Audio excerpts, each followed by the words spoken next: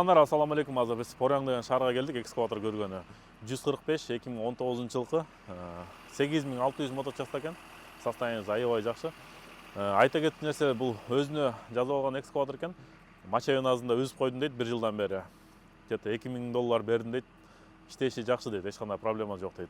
Анан мына 360-ты алып калам дейт. Обычный өзүнкүн коёт экен. Бул ковша эмес, башка ковша офисте турат дейт. Ошону берем дейт.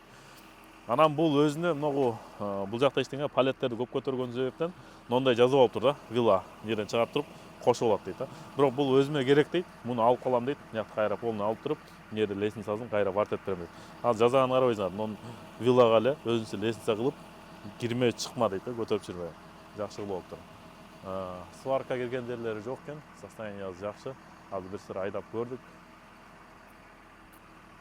2019 жылкы моточасы да жакшы. Дөңгөлөктөрдө 1-2 сезонго жетет экен да. Жакшы экен. Сырткы абалдары да өзүмдөй жакшы карап айдаптыр, жеңил эле жумуш кылыптыр. Ошо ойлолордо. Салонун состояниясына жакшы караптыр.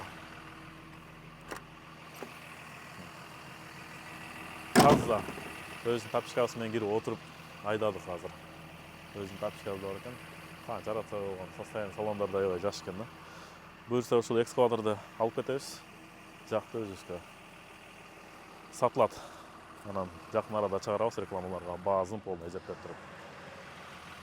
Ошо, туугандар, ассаламу алейкум баарыңыздарга. Кимге экскаваторлор кызык болсо кайрылып бересиздер.